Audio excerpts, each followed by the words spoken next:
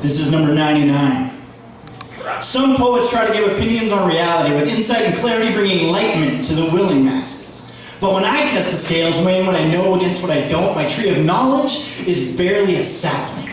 What I don't know could fill libraries, and I'm the librarian of my own ignorance. Like, what happens to us when we die? I don't know, but if there is a heaven, mine will look something like this. I'll be running the sign-up list for that big poetry slam in the sky. First come, first serve, but there's room for everyone, no pushing.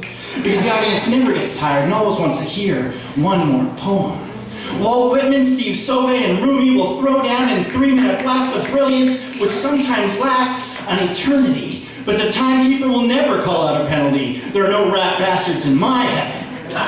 Random judges will include George Carlin and John Lennon, who are tough but fair, not just throwing up tens, because the joy of competition is lessened without the excitement of a winner.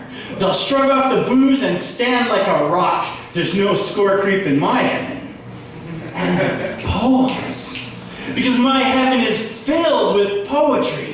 Words tumble out, fast or slow, bardic epics and epic haiku. Deep soul-searching journeys to the inner self and comedic rips that elevate the spirit. Every poem ever written and every poem never written, whether by William Shakespeare or Bill Bakersfield, who works down at the Petrocan and never dreamed of jotting down those couplets in his head. Because in my heaven, just like here, everyone's a poet. But unlike here, they all know it, taking the stage in a room identical to the Mercury Lounge, because how can you improve on that?